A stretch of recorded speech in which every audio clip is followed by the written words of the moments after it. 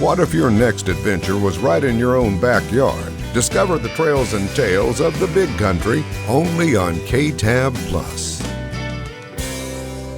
Hi everyone, and welcome back to Big Country Trails and Tales. I'm your host, Shelly Womack. Today I'm joined with Eric Abercrombie, and we're out here exploring the Fort Griffin Historical Site out in Albany. So tell me a little bit about the history. Sure. So Fort Griffin was established in 1867. It was a U.S. Army fort. Basically, the military came here essentially to protect the frontier. A lot of people had moved out here prior to that during the Civil War era, and even prior to the Civil War, looking for a place to settle. And what they found when they got here was it wasn't really the most friendly place to be. There was a lot of there was already other people here. There was the Comanche and the Kiowa, primarily, and other tribes. Some were peaceful, some weren't, and so there was kind of a challenge for the folks who had moved to Texas to make a life out here. And so the U.S. Army came essentially to be frontier police, and so they came out here after the war had ended, and set up Fort Griffin and several other forts to help protect the Texas frontier.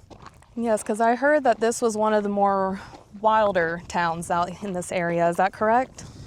Yeah, so there was a town that formed next to the fort known as the Flat. It's famously where Doc Holliday and Wyatt Earp first met.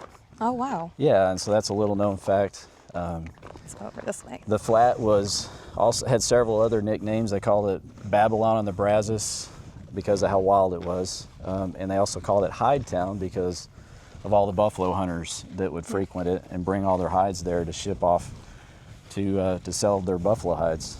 Oh, wow. So buffaloes run deep in this area. Yeah, so it was, you had several things that really led to that town becoming a boom town. And we'll walk in here to the mess hall. This is where the soldiers ate. But yeah, you had buffalo hunters operating out of the town. You had the soldiers coming in to, of course, to protect the fort, protect the frontier. And then you had cattle drovers that came through following the Western Cattle Trail. And so those three things combined were kind of like the perfect storm for having just tremendous amount of commerce and business in the area. And so the town of Fort Griffin essentially became a major hub of activity. And if I'm not mistaken, it was one of the biggest towns, or was the biggest town between Dallas and El Paso in its heyday. Oh, wow. So this was before Fort Worth and Weatherford had really taken off. Yeah. Do you know what the population might have been at that time? I've heard estimates of around 3,000 to 4,000 people, which that's a good at that bit. time was a big number. Yeah. So I want to touch on the Western Cattle Trail there. I heard that y'all have some unique livestock out here that's connected to it. Absolutely. So it's really fitting that we are actually the official headquarters for the state longhorn herd. That herd was actually started in 1938 under Texas Parks and Wildlife. They basically rounded up animals from 9 different ranches that they knew had historic pure longhorns at the time. And they were really, the reason they did this, they were concerned that breed was going to go extinct. Even today, it is actually considered a threatened breed because there's just not a lot of pure longhorn genetics out there. So the original longhorn actually they're direct descendants of Spanish cattle that were brought to Texas in the 1500s. And so this was one of the last stops along the Western Cattle Trail before Dodge City in Kansas, going along the Western Cattle Trail. So this became a major place for cattle drovers to bring their longhorns through. And so we've had the herd here. And if you come out to tour, you'll see direct descendants of the state longhorn herd that have been here all that time. That is so interesting, and to be able to pass those genetics down and keep it alive, and that is so cool. Yeah. And it's beautiful out here too. It's gorgeous and lots of greenery. How much acreage is this? So the entire site is about 500 acres. We do allow horseback riding. If you own a horse, you can come out and do equestrian riding anywhere. We just got to reserve it ahead of time and kind of prepare to be able to go through gates and all that kind of stuff. I think. Oh, that would be beautiful, especially in the morning or at sunset when you have the horizon, because here, let's show people. It's Yeah, just so beautiful the and view, peaceful out here. Yeah, the view up here is really amazing. You can see all on this back hill here is remnants of the old Lamb's Head Ranch, which is one of the original ranches that was here in this area before Fort Griffin was even established. And honestly, the landscape hasn't changed a whole lot. There's more mesquite than there was at that time. It was more rolling plains, rolling prairie, but Yeah. it still looks somewhat untouched. So it's a pretty neat place. Yeah. So I wanted to look here. This is the library. Yes. So tell me a little bit about that. Yes. So the library, I mean, there's not much here except just ruins of the old library, but this was served multiple purposes. They used it as a officers club, kind of a hangout for officers to come and smoke a pipe probably and read books. I think they only had about, I think it says on there 100 titles, so there wasn't a whole lot of books in the library. But they also use it as a schoolhouse and a chapel. And there is a little known story that I always like to share about the schoolhouse aspect of it. Yeah. There was a sergeant who was over the commissary who loved teaching reading, writing, and math. So that was just teaching the basics to local kids, frontier kids. Yeah. And a lady named Sally Reynolds, who later married into the Matthews family, she describes coming here as a little girl, and she said this gentleman was like her favorite teacher because he was such a gentleman. He would give her a ride home every day on horseback after school. Well, he one day up and disappeared along with some large sum of government gold. Oh. And all that they found was a note that he had left, and it says, "My axles are greased, my mules are watered and fed, catch him if you can." So I don't know how true this story is, but That sounds like the Wild West for sure. Yeah, exactly. So it's a neat story though. Yeah, that is so interesting. And that's cool that they were doing multiple uses out of this one building. But yeah, and you can see that it had a double fireplace. So it was a single chimney with a fireplace, Okay. a fireplace on each side. So it was Yeah. essentially, there was probably two rooms that they were, or it could have been just one big room that had a central fireplace on each side. So what's something that would surprise people to learn about this place? Well, I mentioned it earlier that Doc Holliday and White Earp first met here, so that's somewhat surprising to a lot of people. I would say another kind of unique aspect is the dark skies we have out here. A lot of people now come out here. We're becoming really popular for doing night photography and astronomy. As close as we are to some of the bigger cities, Albany, and of course the Metroplex 2.5 hours away, we don't really have too bad of a light pollution problem yet. Hopefully that continues. That's awesome. Are y'all night sky designated or? We've considered trying to get the designation. There is a lot of work that goes into that and getting a lot of support from astronomers. So I've heard. But we are basically a Bortle 2, which is, 1 being the darkest. Yeah, so that's really close too. Yeah. I think I've been to a few other parks, but I think they were Bortle 3, if I'm not mistaken. Yeah, a lot of them are Bortle 3 or 4.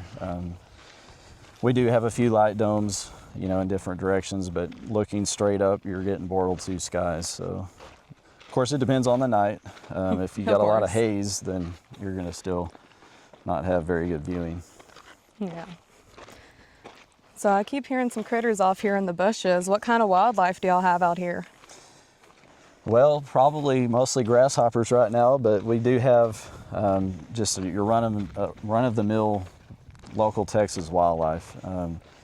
At night, it's probably one of my favorite times to be out here because you'll hear just packs of coyotes. Oh, I love hearing the coyotes. Yeah, it's one of my favorite sounds to listen to at night. And of course, we have deer and hogs.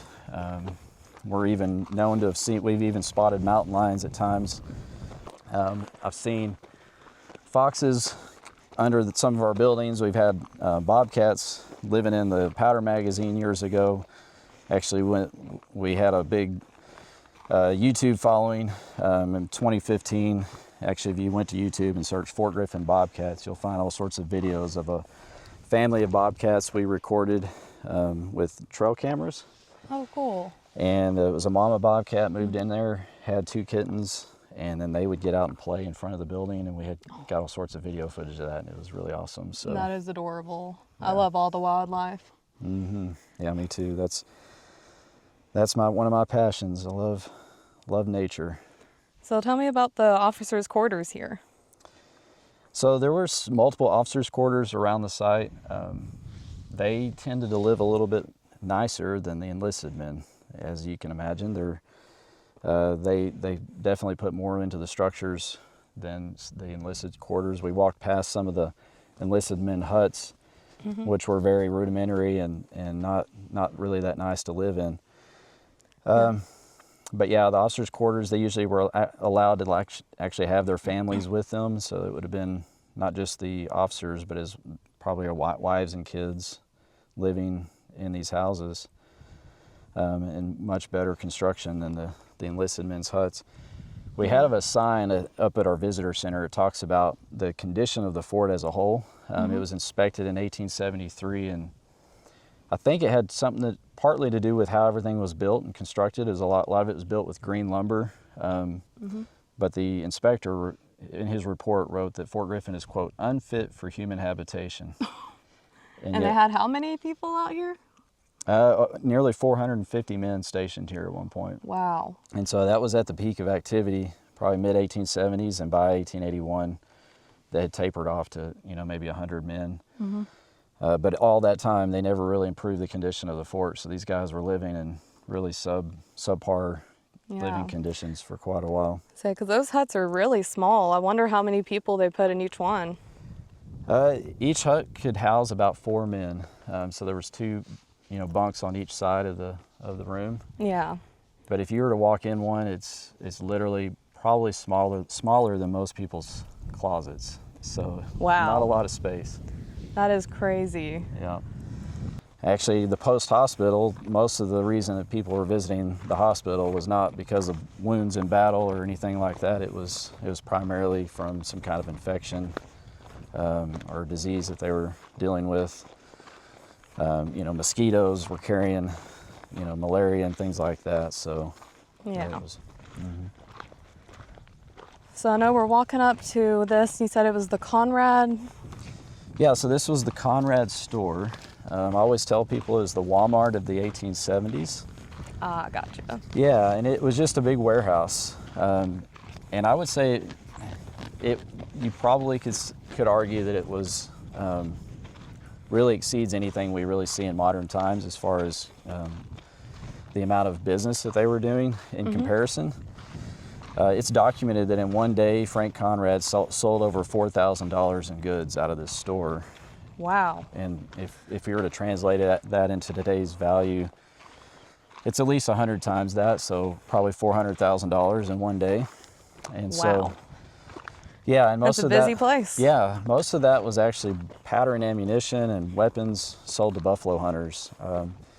He at one point nearly had an exclusive contract with Sharp's Rifle Company to be the sole distributor of their rifles.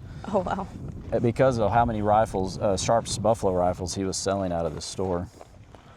And so basically from about 1873 to 1876, you had literally thousands of buffalo hunters coming out here hunting buffalo on the rolling plains and high plains of Texas, and they were using this store as their main center, coming here to get their supplies and also to even pay back their loans. They were borrowing a lot of this stuff from Frank Conrad. He was acting as a banker for them. Yeah.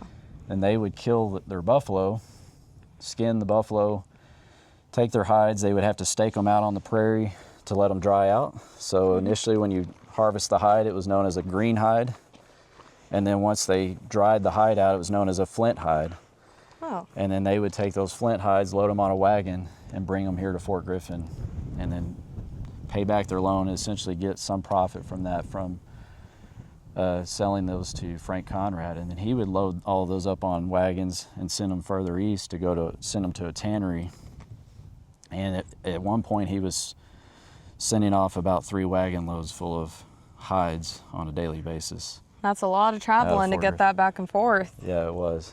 Here, let's see if we can take a little peek inside. I love how you can see like where the roof used to be. Yeah. Yeah, so it was a two-story building. This is preserved pretty well. Mm-hmm.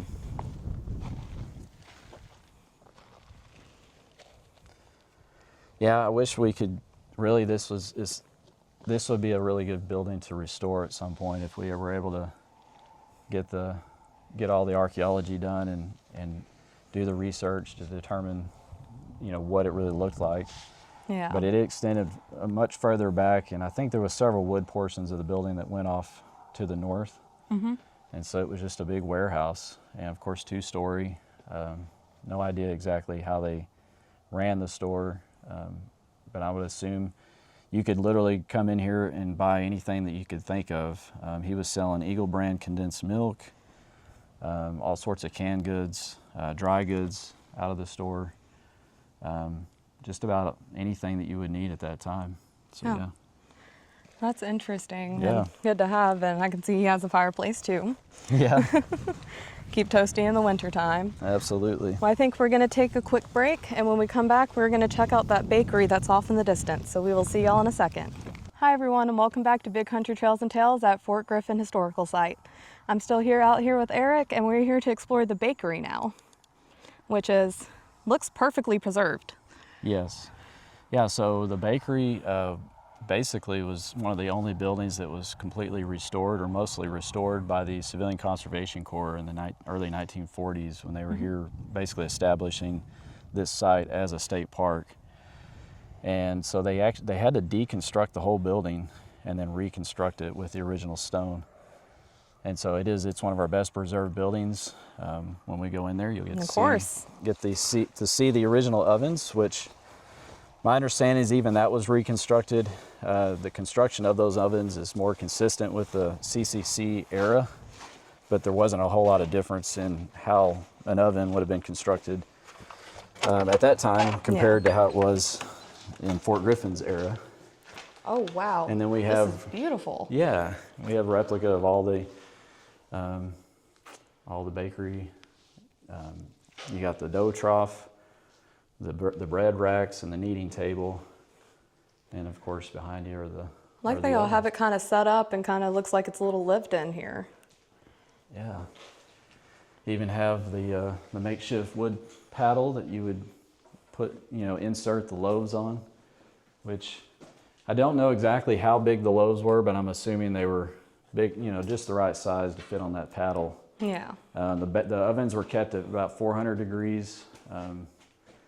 I think just wood fires. And so it was, you can imagine it was pretty hot in here. Looks like the wood would go down in here and then they'd cook up here. I believe so. I think they even would put wood in the upper chamber just to heat up the bricks and then rake the coals down into the lower chamber and they keep feeding it. Oh yeah, because you can see that hole there for yeah, and so that would keep it going. There was large cast iron doors on the front of these, and that would, it would be, I think it was about a 4 to 5 hour process from start to finish to bake one batch of bread, and they were baking 800 loaves of bread per day. Ooh, to feed all the men. That's a lot. Yeah, so their typical diet at that time was literally beef, bread, and coffee for almost every meal.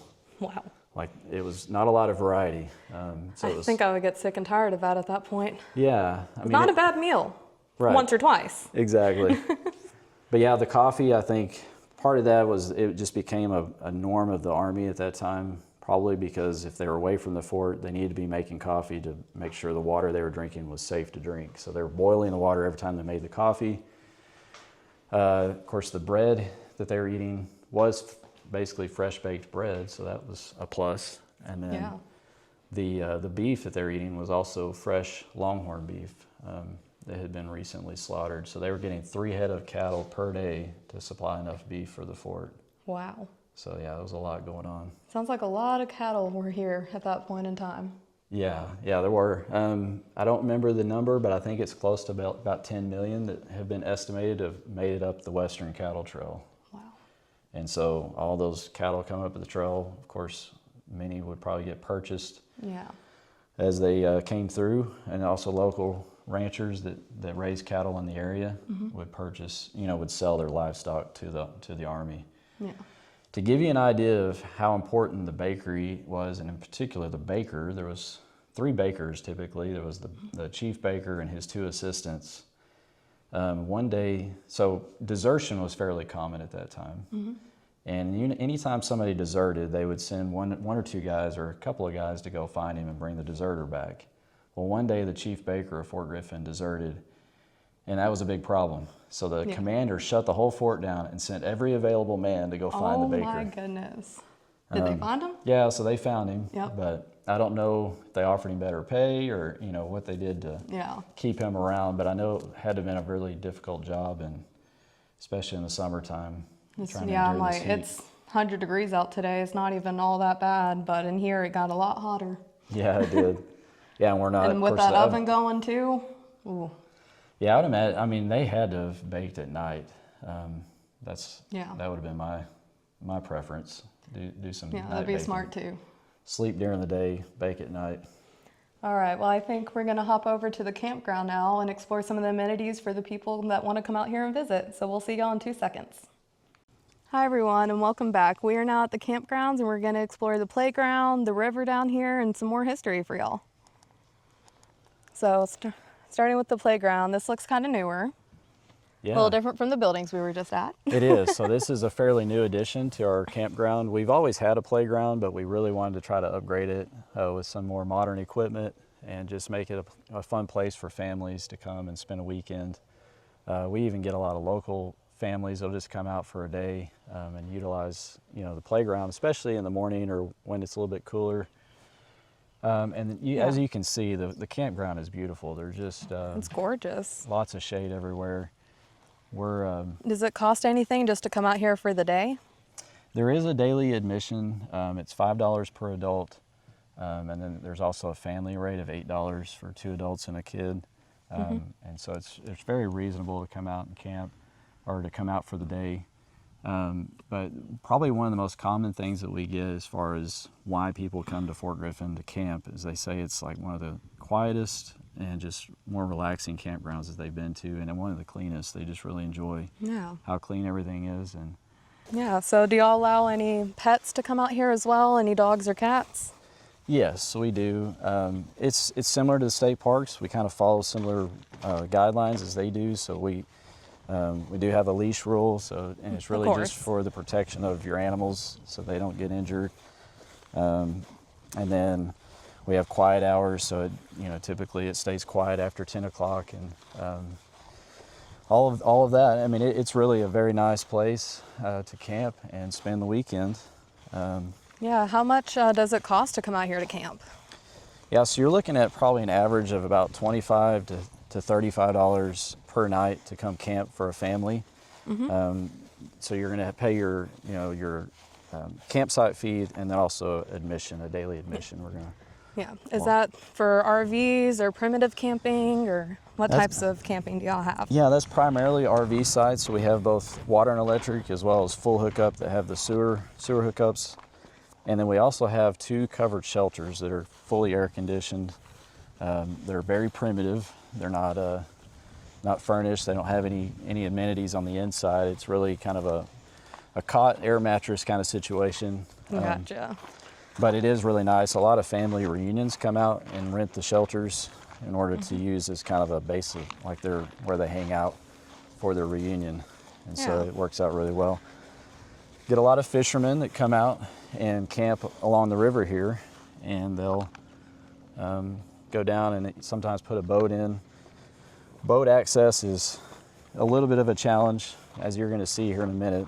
There's stairs that access points to the river at sites 13 and 20, stairs at both locations that go down, but they're very steep, and so it is a little bit of it takes some effort. And you gotta be careful. More than one person to try to get, boats and kayaks and things in and out. Yeah, so is it just like kayaks and stuff, or motors allowed?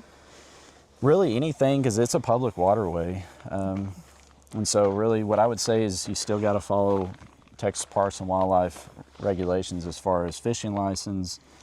If you're using a motorized boat, then you have to have your boats tagged, everything like that, just following the general regulations of Texas Parks and Wildlife. Yeah. Well, you weren't kidding. These are pretty steep. Yeah. But this is beautiful, though. Exactly. And all the tree and the shade coverage here. So besides fishing, of course, you have the historical site to discover and so much more things that we weren't even able to cover today. So what else can people do out here? There is a limited amount of hiking, but it's mostly just coming out here and relaxing and enjoying nature. This is like one of my favorite spots to come in the evenings or the mornings. As you can see the view of the river here, it's really beautiful. People often will ask me, can you swim in the river? And I tell them, swim at your own risk. It is swimmable. I've actually swam it. I think it's about chest deep on me out in the middle of that, so it's really not too bad. It's a gravelly bottom. Yeah. And so you do want to wear a bathing suit that you don't mind getting a little red. Oh yeah, I can see the clay red. here already. Yeah, exactly. And so yeah, it's just longhorns, the astronomy at night, the fort to tour during the day, and the campground to enjoy. I mean, that sounds beautiful. I may have to come out here myself because I can just see myself sitting on those steps reading a book in the morning. Absolutely. All right, so there's one thing that we have not discussed that definitely has to be covered, I feel like, since we're doing the Fort Griffin Historical Site, and that's the Fandangle. Yep. So tell me a little bit about the Fandangle and what all that entails. Yeah, so the Fort Griffin Fandangle, we are in the name. It's really about the history of Fort Griffin. It's actually the longest running outdoor musical in the state of Texas. It was started in 1938. Oh, wow. That's a long time. Yeah, it was started as a high school musical. I think it was the senior class of that year. And then I think it was 2 years later that the entire town started getting involved and started volunteering to participate. And then it just grew from there. By the 1960s, they finally built an official amphitheater in Albany. It's about a mile west of the courthouse. And so now it's become an annual tradition. The last 2 weekends in June, those Friday and Saturday evenings, they put on the Fandangle, and it's about a 3-hour production. Wow, that's a lot of work that goes into that, I bet. It is, and it's basically telling the history through musical song and dance. It's a lot of fun, really great for the whole family. There's a lot of humor in it. Of course, you learn a lot just about the story of the Texas frontier. Yeah. And I don't know, I usually take my kids every couple of years just to keep it fresh so they don't kind of get bored with it. But they do change it up every year. I think the songs change. Okay. And one of my favorite scenes of the entire production is a scene where they actually herd some longhorns onto the stage, which is just a big open grassy area as the amphitheater stage. And it's 15 of our steers from our herd. Wow. And so, of course, I'm a little biased to say that's my favorite scene, but I've talked to a lot of people, and that most people agree that that's one of the most iconic scenes because they're just such a magnificent animal, so you get to see them there. Even just seeing them up close earlier, and one of them walked right up to me, and they're just so beautiful and majestic. Absolutely. Yeah. Well, that's awesome. So if anyone was looking to come out, obviously this year's already passed, but there's always next year. And how much does it cost to come out to that event? I think the tickets range in price depending on where you want. Of course, the front seats are going to be more expensive, the better seating. But I want to say it's less than $20 a person. I don't even know exactly, but you can contact the Fort Griffin Fandangle office in Albany, which is kind of run through the Chamber of Commerce there, to get tickets directly from them. And then, of course, we get a lot of folks, if you need a place to stay, this is the place to stay while you're attending the Fandangle. So, yeah. Yeah. And speaking of staying here, how do people go online to book a reservation? So we actually don't have an online reservation system. We're one of the few places that don't do that yet. We've looked into it, but seems like everybody enjoys just being able to call us. And so the way we handle reservations all over the phone, I can give you the phone number. It's 325-762-3592, and that will reach our main office, and we handle all of our reservations over the phone. Okay.